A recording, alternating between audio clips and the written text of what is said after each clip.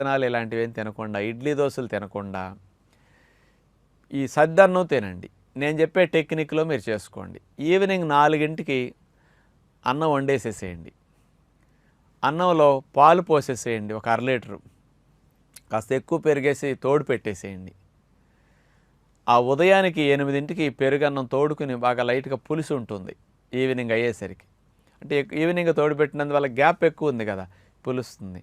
ఈ పుల్ల పెరుగన్నం సద్దన్నంలోనే అందులో కాస్త మీరు ఇంత జీలకర్ర, కాస్త ఇంత ఉల్లిపాయ ముక్కలు, ఒక పచ్చిమిరపకాయ 2 చిన్న ముక్కలు కోసి అట్లాంటి కొంచెం కలుపుకొని సద్దన్నంలాగా అట్లా తినేసేసేయండి.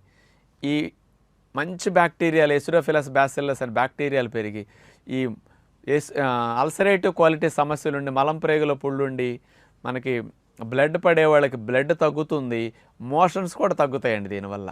ఎందుకంటే ఈ వైట్ రైస్